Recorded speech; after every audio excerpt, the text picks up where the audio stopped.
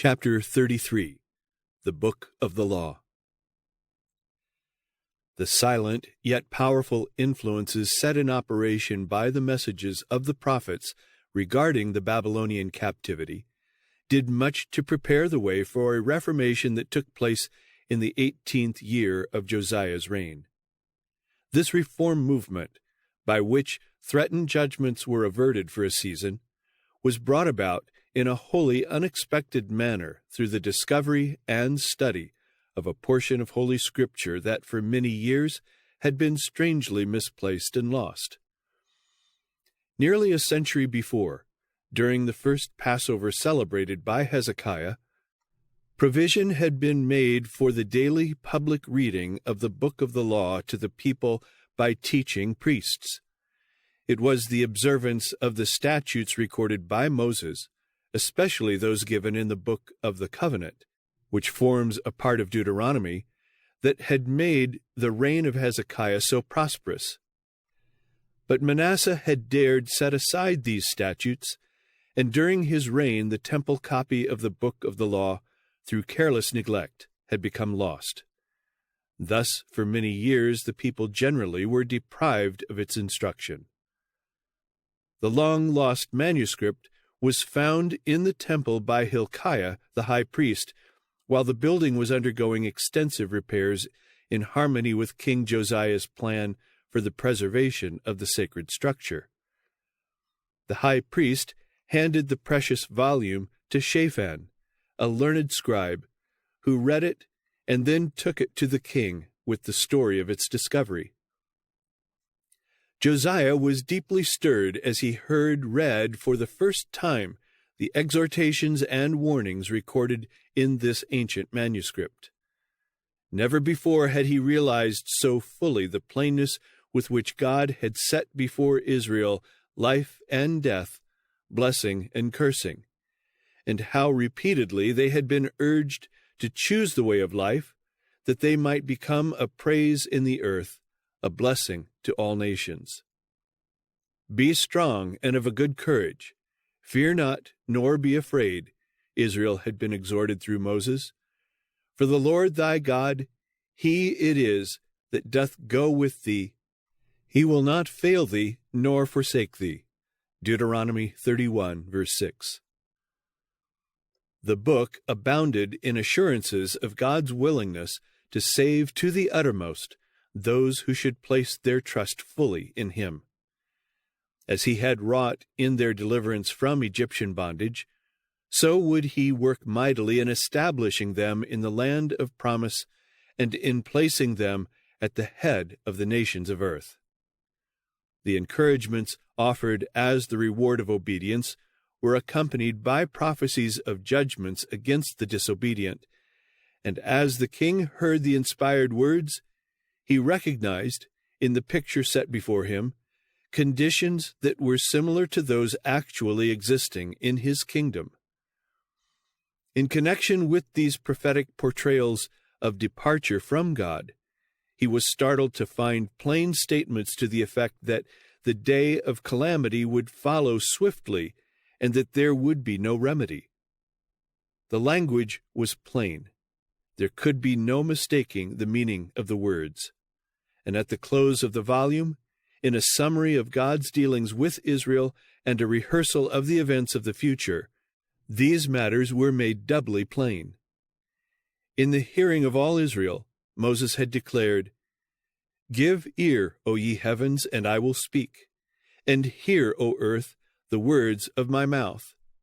My doctrine shall drop as the rain, my speech shall distill as the dew, as the small rain upon the tender herb, and as the showers upon the grass. Because I will publish the name of the Lord. Ascribe ye greatness unto our God. He is the rock, his work is perfect. For all his ways are judgment, a God of truth and without iniquity, just and right is he." Deuteronomy 32, verses 1 to 4. Remember the days of old. Consider the years of many generations.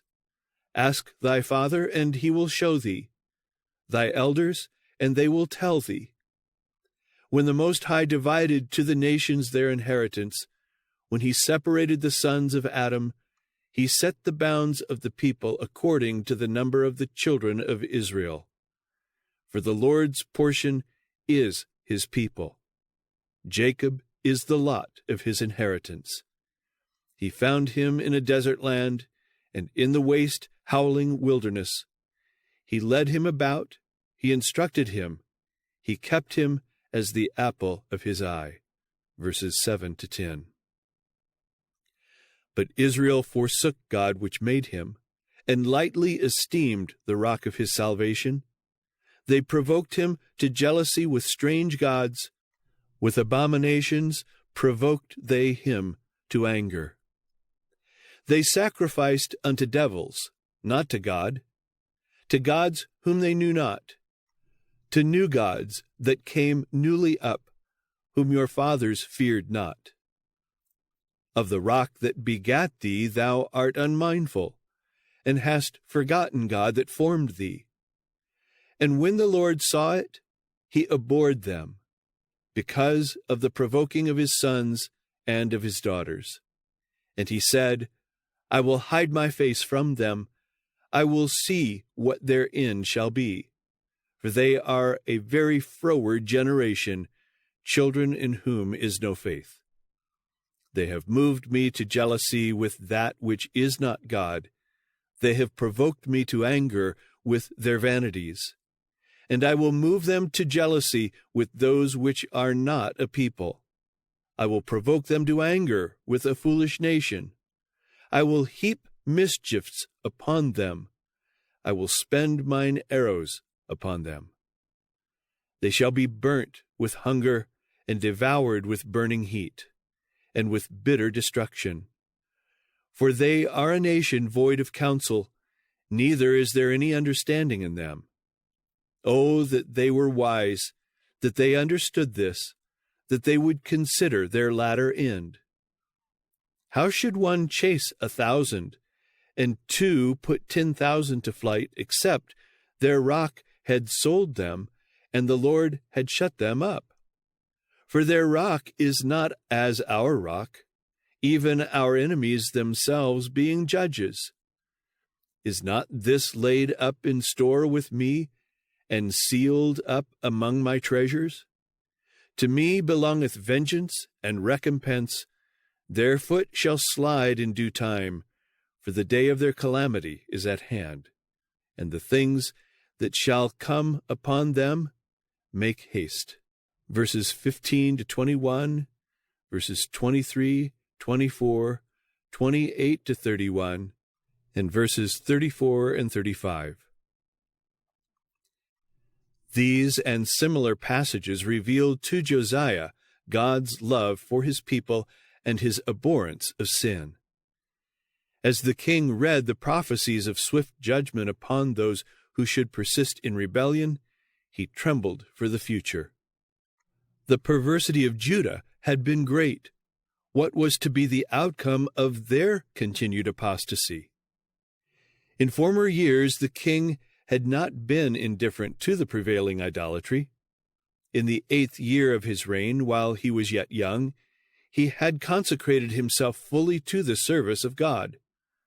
4 years later, at the age of 20, he had made an earnest effort to remove temptation from his subjects by purging Judah and Jerusalem from the high places and the groves and the carved images and the molten images.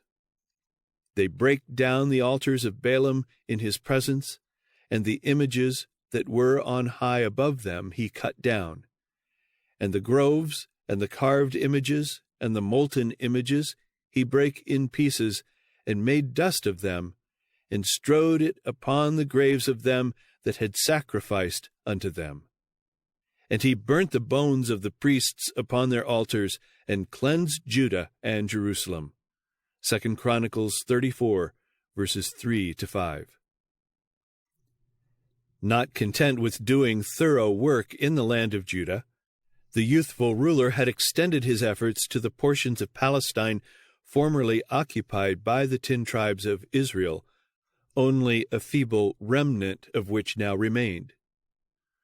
So did he, the record reads, in the cities of Manasseh and Ephraim and Simeon, even unto Naphtali. Not until he had traversed the length and breadth of this region of ruined homes, and had broken down the altars and the groves, and had beaten the graven images into powder, and cut down all the idols throughout all the land of Israel, did he return to Jerusalem. Verses 6 and 7. Thus Josiah, from his earliest manhood, had endeavored to take advantage of his position as king to exalt the principles of God's holy law. And now, while Shaphan the scribe was reading to him out of the book of the law, the king discerned in this volume a treasure of knowledge, a powerful ally in the work of reform he so much desired to see wrought in the land. He resolved to walk in the light of its counsels, and also to do all in his power to acquaint his people with its teachings, and to lead them, if possible, to cultivate reverence and love for the law of heaven. But was it possible to bring about the needed reform? Israel had almost reached the limit of divine forbearance. Soon God would arise to punish those who had brought dishonor upon his name. Already the anger of the Lord was kindled against the people. Overwhelmed with sorrow and dismay, Josiah rent his garments and bowed before God in agony of spirit, seeking pardon for the sins of an impenitent nation. At that time the prophetess Huldah was living in Jerusalem near the temple.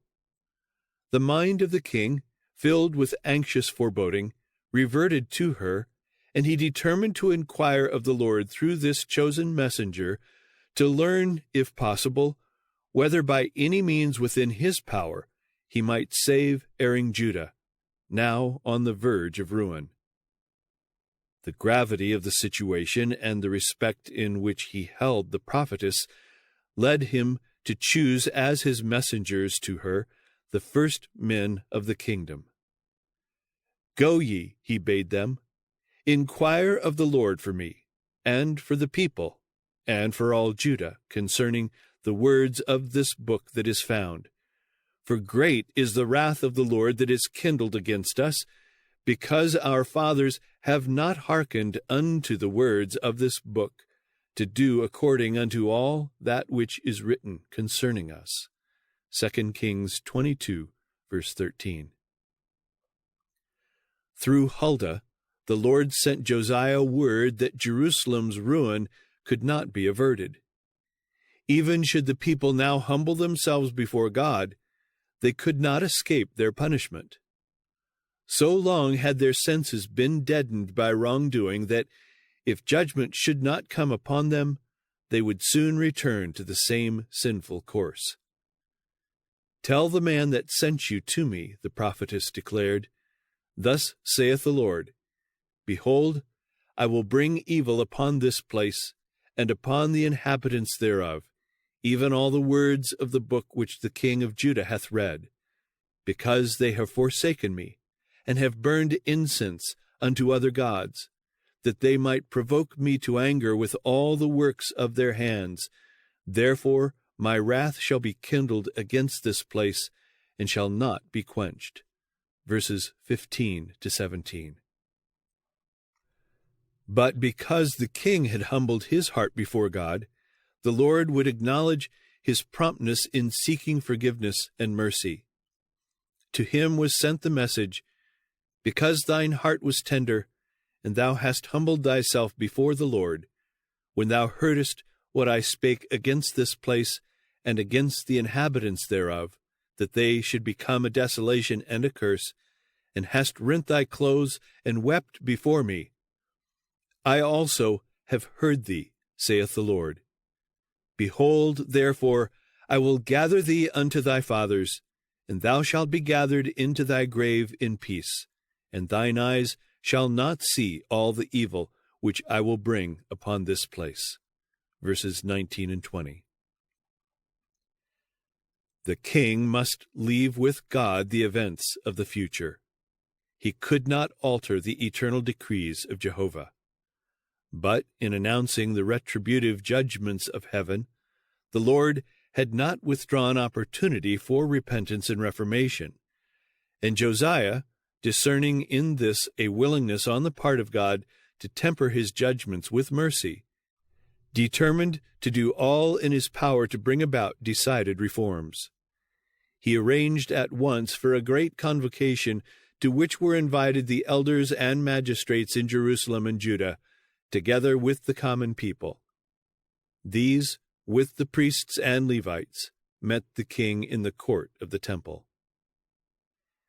To this vast assembly the king himself read all the words of the book of the covenant, which was found in the house of the Lord. 2 Kings 23, verse 2. The royal reader was deeply affected, and he delivered his message with the pathos of a broken heart. His hearers were profoundly moved. The intensity of feeling revealed in the countenance of the king, the solemnity of the message itself, the warning of judgments impending, all these had their effect, and many determined to join with the king in seeking forgiveness. Josiah now proposed that those highest in authority unite with the people in solemnly covenanting before God to cooperate with one another in an effort to institute decided changes. The king stood by a pillar and made a covenant before the Lord, to walk after the Lord and to keep his commandments and his testimonies and his statutes with all their heart and all their soul, to perform the words of this covenant that were written in this book. The response was more hearty than the king had dared hope for. All the people stood to the covenant. Verse 3. In the Reformation that followed, the king turned his attention to the destruction of every vestige of idolatry that remained. So long had the inhabitants of the land followed the customs of the surrounding nations in bowing down to images of wood and stone, that it seemed almost beyond the power of man to remove every trace of these evils. But Josiah persevered in his effort to cleanse the land. Sternly he met idolatry by slaying all the priests of the high places. Moreover, the workers with familiar spirits, and the wizards, and the images, and the idols, and all the abominations that were spied in the land of Judah and in Jerusalem, did Josiah put away, that he might perform the words of the law, which were written in the book that Hilkiah the priest found in the house of the Lord. Verses 20 and 24. In the days of the rending of the kingdom, centuries before, when Jeroboam the son of Nebat, in bold defiance of the God whom Israel had served, was endeavoring to turn the hearts of the people away from the services of the temple in Jerusalem to new forms of worship, he had set up an unconsecrated altar at Bethel. During the dedication of this altar, where many in years to come were to be seduced into idolatrous practices, there had suddenly appeared a man of God from Judea with words of condemnation for the sacrilegious proceedings. He had cried against the altar, declaring, "O altar, altar, thus saith the Lord, Behold, a child shall be born unto the house of David, Josiah by name, and upon thee shall he offer the priests of the high places that burn incense upon thee, and men's bones shall be burnt upon thee." 1 Kings 13, verse 2. This announcement had been accompanied by a sign that the word spoken was of the Lord. 3 centuries had passed. During the Reformation wrought by Josiah, the king found himself in Bethel, where stood this ancient altar. The prophecy uttered so many years before in the presence of Jeroboam was now to be literally fulfilled. The altar that was at Bethel, and the high place which Jeroboam the son of Nebat, who made Israel to sin, had made, both that altar and the high place he brake down, and burned the high place, and stamped it small to powder, and burned the grove. And as Josiah turned himself, he spied the sepulchres that were there in the mount, and sent and took the bones out of the sepulchres, and burned them upon the altar, and polluted it, according to the word of the Lord which the man of God proclaimed, who proclaimed these words. Then he said, What title is that I see? And the men of the city told him, It is the sepulchre of the man of God, which came from Judah, and proclaimed these things that thou hast done against the altar of Bethel. And he said, Let him alone. Let no man move his bones. So they let his bones alone with the bones of the prophet that came out of Samaria. 2 Kings 23, verses 15 to 18. On the southern slopes of Olivet, opposite the beautiful temple of Jehovah on Mount Moriah, were the shrines and images that had been placed there by Solomon to please his idolatrous wives. See 1 Kings 11, verses 6 to 8. For upwards of 3 centuries, the great misshapen images had stood on the Mount of Offense, mute witnesses to the apostasy of Israel's wisest king. These, too, were removed and destroyed by Josiah. The king sought further to establish the faith of Judah in the God of their fathers by holding a great Passover feast in harmony with the provisions made in the book of the law. Preparation was made by those having the sacred services in charge, and on the great day of the feast, offerings were freely made. There was not holden such a Passover from the days of the judges that judged Israel, nor in all the days of the kings of Israel, nor of the kings of Judah. 2 Kings 23, verse 22. But the zeal of Josiah, acceptable though it was to God, could not atone for the sins of past generations, nor could the piety displayed by the king's followers effect a change of heart in many who stubbornly refused to turn from idolatry to the worship of the true God. For more than a decade following the celebration of the Passover, Josiah continued to reign. At the age of 39, he met death in battle with the forces of Egypt, and was buried in one of the sepulchres of his fathers. All Judah and Jerusalem mourned for Josiah, and Jeremiah lamented for Josiah. And all the singing men and the singing women spake of Josiah in their lamentations to this day, and made them an ordinance in Israel. And behold, they are written in the Lamentations. 2 Chronicles 35, verses 24 and 25. Like unto Josiah, was there no king before him that turned to the Lord with all his heart, and with all his soul, and with all his might, according to all the law of Moses? Neither after him arose there any like him. Notwithstanding, the Lord turned not from the fierceness of his great wrath, because of all the provocations that Manasseh had provoked him withal. 2 Kings 23, verses 25 and 26. The time was rapidly approaching when Jerusalem was to be utterly destroyed and the inhabitants of the land carried captive to Babylon, there to learn the lessons they had refused to learn under circumstances more favorable.